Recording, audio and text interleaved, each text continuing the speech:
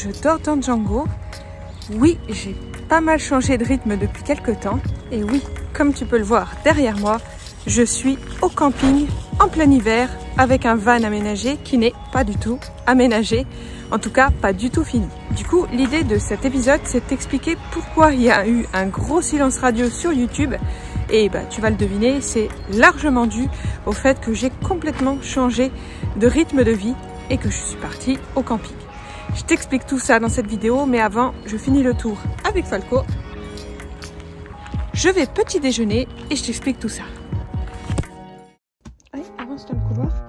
Tourne. Doucement. Attends. Vas-y.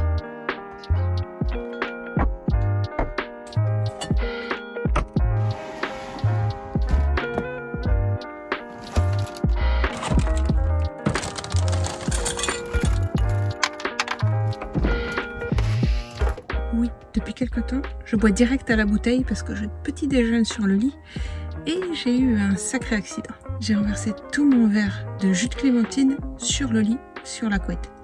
Ce qui m'a valu de faire une machine dès que j'ai commencé à être au camping et ça c'est galère. Donc maintenant, je prends direct à la bouteille, ça va très bien.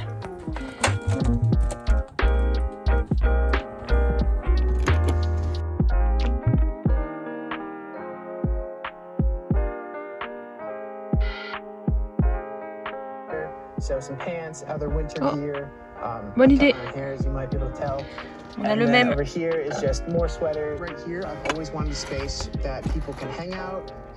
Cleans it off really well, really quick compared to white paint, which is stain stick to everything. And then everything, the gas struts always have broken for me.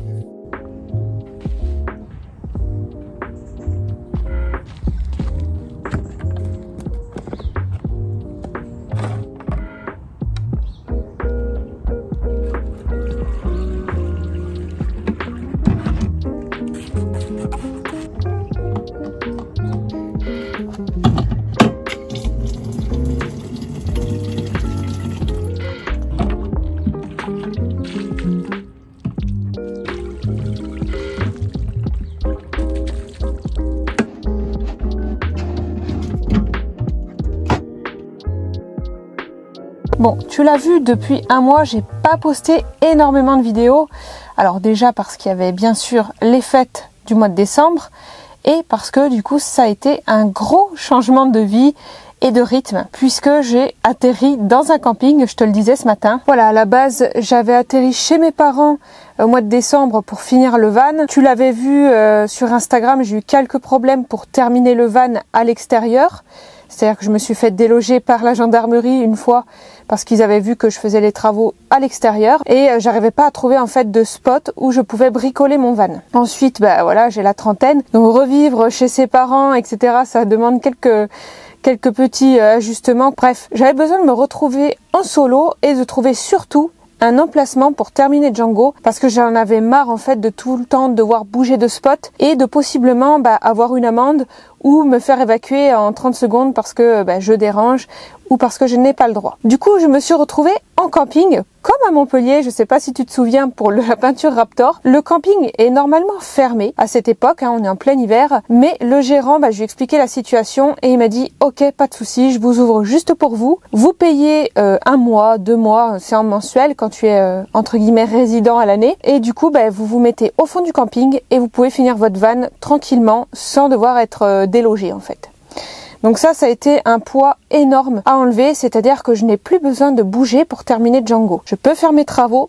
tranquillement, sereinement, sans gêner quiconque. Par contre, donc ça c'est hyper cool, mais le truc c'est que la vie en camping, en fait, tu passes énormément de temps à faire de l'intendance. C'est-à-dire que je passe des fois 3 jours sur 7, voire plus, à faire de l'intendance. J'entends par là faire les vaisselles, nettoyer le trédino, me laver, aller faire des lessives parce que du coup j'ai rien pour étendre, il faut que j'attende pour le séchoir, enfin bref, j'ai toute la partie intendance qui en temps normal, voilà, quand tu es dans une maison c'est juste à côté.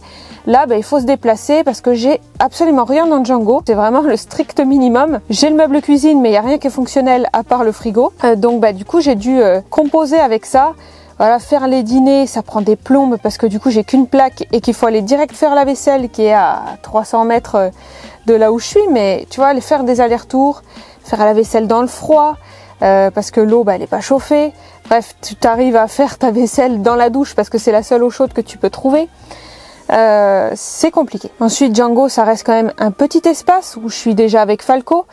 J'ai pas de rangement, donc là je viens tout juste de faire l'armoire, mais sinon j'ai aucun rangement, donc tout est dans des poches, tout est dans des sacs qu'il faut bouger à chaque fois, il faut ranger non-stop, il faut nettoyer non-stop, c'est vraiment la galère pour ça. Et surtout que, voilà, quand tu es obligé en même temps de bricoler le van et de vivre dedans, c'est un peu compliqué et c'est un peu tendu.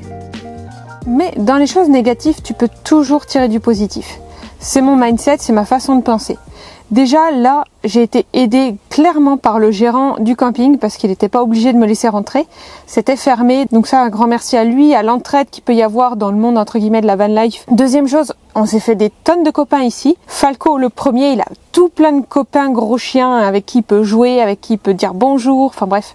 Il y a même une copine qui est juste à 2 pas dans un bungalow à côté. Donc ça, c'est vraiment trop cool. Gros point positif, je peux également, comme je vis dans Django, vraiment adapter l'aménagement au millimètre près pour optimiser au maximum l'espace de rangement. Et ça va même plus loin, c'est-à-dire que j'évite également de nombreuses erreurs, notamment pour les bouches d'aération du Truma que je souhaitais mettre par exemple en haut de la salle de bain pour pouvoir chauffer l'espace salle de bain. Je me suis rendu compte d'un truc tout bête, c'est que l'air chaud reste en haut. Donc si je chauffe le haut, l'air chaud reste en haut.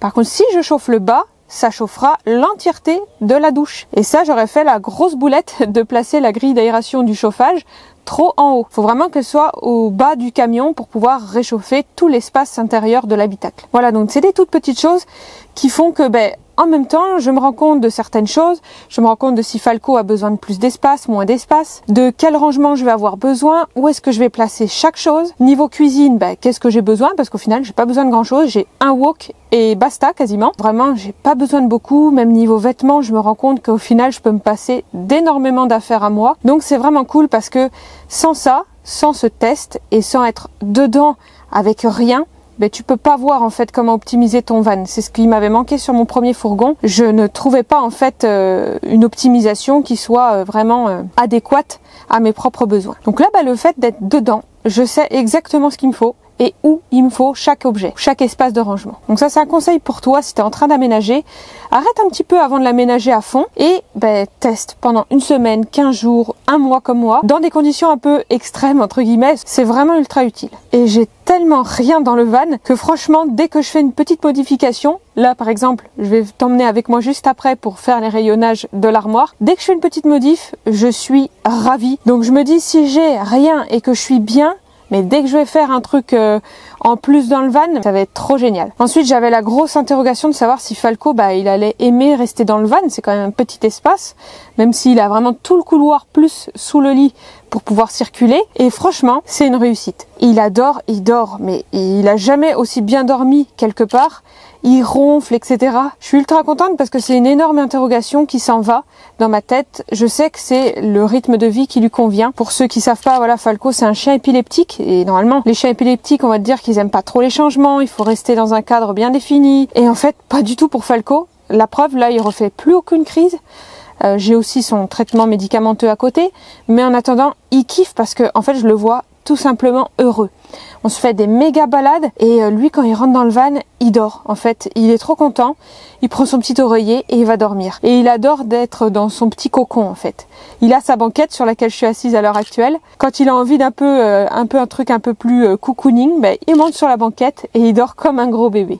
Et enfin, je m'estime ultra chanceuse parce qu'actuellement, il y a pas mal de bourrasques de vent, de pluie partout, de neige. Et je suis dans la seule région où il fait quand même pas trop moche. On a eu un petit peu de vent, mais c'est classique. Je suis du côté de Perpignan. Mais sans ça, il fait quand même chaud la journée. Le soir, j'ai un tout petit peu allumé le chauffage électrique que j'ai parce que j'ai une borne électrique à laquelle je me raccorde. Mais sinon, en vrai, on est vraiment bien. J'ai pas à me plaindre au niveau météo. Enfin, Perpignan, c'est la seule bulle de chaleur à l'heure actuelle en France. Donc franchement, je m'estime heureuse là-dessus. Voilà, je tenais vraiment à te partager tout ça parce que pour moi c'est important aussi, bon voilà, tu m'as un petit peu accompagné sur ma journée au camping, mais je trouve important de te montrer qu'il peut y avoir des galères et qu'il y en aura toujours. Perso, je vois beaucoup et de plus en plus de comptes Instagram et YouTube où tu vois l'aménagement qui se fait en 2 mois d'un fourgon comme Django et que les gens ils partent avec un fourgon flambant neuf, qui font des spots de folie. Non, ce n'est pas ça la vraie vie. En tout cas, je n'en connais aucun qui ont une vie comme ça en fait. C'est ce qu'on veut te montrer sur les réseaux. Moi j'essaye de plus en plus, suite à vos remarques, de te montrer de plus en plus, il y a des galères derrière, il faut les montrer, il faut montrer que ça existe. On en est tous passés par là et on passera toujours par des galères, des moments de doute, des moments de bas, mais c'est comme ça la vie, que ce soit sur de l'aménagement de van ou dans la vie personnelle, etc., même professionnelle. Je trouve ça important de le montrer sur YouTube. Tu vois, là je suis vraiment entre guillemets dans un moment de bas, je suis fatiguée, tu le vois aussi à mon état de fatigue visuellement, mais en vrai je suis contente parce que je suis bien dans mon van et je vois que ça avance pas autant que je l'aimerais, aussi vite que je l'aimerais, mais ça avance. Et il va y avoir une grosse nouvelle à t'annoncer fin du mois. Reste bien connecté parce que je vais pas te l'annoncer de suite, mais je vais rechanger de rythme. Un truc radicalement différent où je ne serai plus dans Django et je vais changer encore une fois de mode de vie, de façon de faire et ça va tout bousculer pour l'aménagement de Django. Et tu verras que le positif attire le positif. Oui. Du coup, la suite, c'est quoi? Déjà, la suite, je vais t'emmener avec moi pendant que je vais faire l'armoire. Je vais te parler de ce qui va se passer courant du mois de janvier. Alors, tu vois, là, donc je me suis fait des petits rayonnages. Donc ça, c'est tout nouveau, hein. Bon, là, tu l'as en exclu parce qu'il y a beaucoup de choses que je t'ai pas publiées, du coup, sur YouTube, ni même sur Instagram. Mais je me suis fait plein de rangements et là, ce sera le tiroir à poubelle et à bouteilles. Donc là, le but, avant que je te dise les plans que j'ai pour janvier, j'ai pris ce type de rouleau à Action. Donc c'est un anti-glissement. Donc là, lui, vraiment, si je le mettais là-dedans, les affaires, elles pourraient plus du tout bouger. Donc c'est pas mon intention. Ça, ce sera pour le meuble de cuisine. Et j'ai pris également ceci. Et ceci, ça va être pour l'armoire. Pareil, c'est un revêtement en plastique. Il est waterproof, ce qui fait que, bon, tout est traité au saturateur. Mais si jamais j'ai une fuite d'eau au niveau ici des raccords d'eau, si j'ai une fuite, c'est aussi, ça sert à protéger aussi. Et mon but, c'est de mettre sur chacun des rayonnages ce petit revêtement. Et en fait, je veux mettre ça parce que tout simplement que le saturateur, quand tu l'appliques, bon, je sens plus rien, mais j'aime pas cet effet de dire c'est quand même gras le saturateur. Et donc du coup, si je dois mettre mes vêtements, et à l'heure actuelle, il va falloir que j'arrive à caser mes vêtements, j'ai pas envie que les vêtements prennent l'odeur du saturateur, voire même soient un petit peu graissés. Je vais découper ça à la bonne dimension. C'est parti. Time for making the most of it, and it can be a little hard to fit every bit of what you want into your life. You tell me it's fine, you say it's all good. Well, I can sure try, don't know that I should, cause I don't know. It just doesn't seem to feel right. Line up on me, you say. Line up on me. Du coup, la suite, c'est quoi? Première chose, le rythme de publication YouTube va changer. Parce que je vais me concentrer sur l'aménagement de Django, sur l'aménagement du van. Donc ce sera, comme tu me l'as demandé, une vidéo YouTube le dimanche à 10 h, mais ce sera pas forcément une vidéo toutes les semaines. Là, c'est vraiment focus sur l'aménagement, j'ai envie de terminer et de prendre la route. Normalement, cette semaine, je termine la douche, j'ai quelques finitions à faire, et logiquement, ce dimanche qui arrive, tu auras la première vidéo de l'année sur l'habillage de la douche du van. Je préfère me concentrer exclusivement sur le van, il y aura des vidéos. Par contre, je ne veux pas me presser à faire les vidéos. Je veux vraiment te faire une vidéo par thème, c'est-à-dire une sur la douche, une sur les meubles bas, une sur les meubles hauts.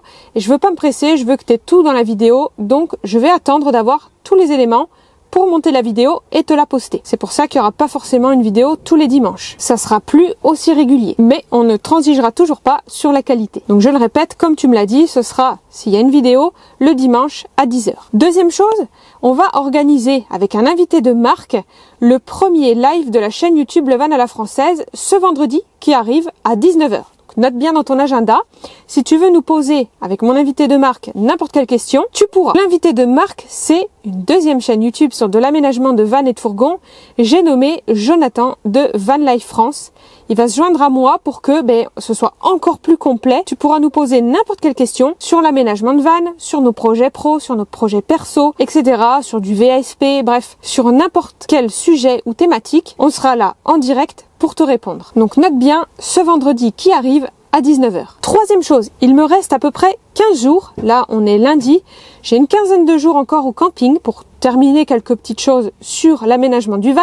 Et après, je te le disais il n'y a pas très longtemps, je pars direction Montpellier pour un gros changement de rythme, un gros changement de vie encore une fois. Et pour ceux qui me suivent depuis un petit moment, si je te dis Montpellier, tu dois pouvoir trouver pourquoi je vais là-bas.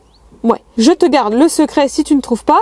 Si tu as trouvé ou si tu veux tester de répondre à cette question, n'hésite pas à m'indiquer ta réponse dans les commentaires. À ton avis, pourquoi je vais à Montpellier d'ici février? Voilà, ça va vraiment être un énorme changement, mais ça va être tellement kiffant, tu peux même pas imaginer.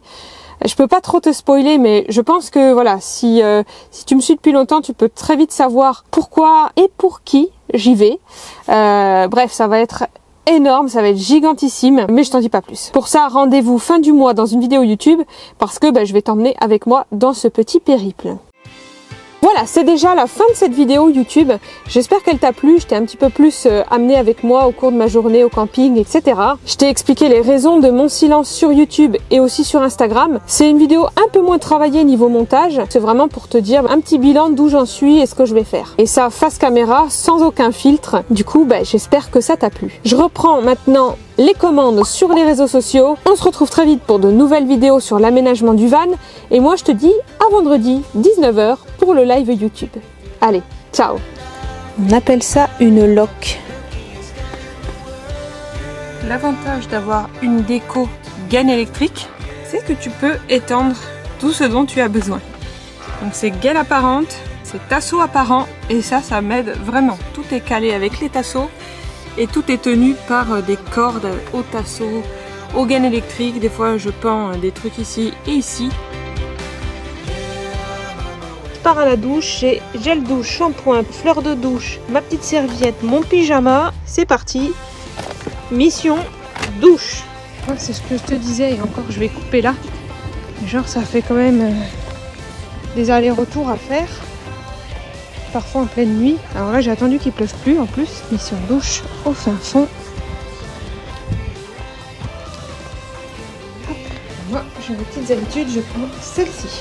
Classique, hein, petite cabine de douche. Moi je prends mon petit sac, je rentre dedans. Ensuite là tu vois t'as le strict minimum. Je pose ça là, je le laisse à moitié ouvert. Et comme ça j'ai tout accessible dans l'ordre. Genre déjà ma serviette et ensuite comment je m'habille. Allez, c'est parti pour la mission du soir. Là ça va, il fait pas trop frisqué. L'organisation jusqu'au bout. J'ai même la petite corbeille pour pas que ça prenne l'eau après dans mon sac. Et c'est parti. Les claquettes, c'est hyper important parce que là tout est mouillé. Donc je mets mes petites claquettes, je m'essuie les pieds et je peux en mettre dessus pour éviter de me tremper les pieds. Voilà, mission douche réussie. Alors je t'avoue que ça pique un peu, la dernière fois je me suis lavée à 0 degré à l'extérieur. Mais perso je sens pas trop le froid et de toute façon j'ai mes pilou-pilou etc. Un petit peu de graisse sur moi, ça marche très bien. Et j'aime bien parce que t'as vraiment l'impression en fait de prendre ta douche à l'extérieur. J'adore faire ça.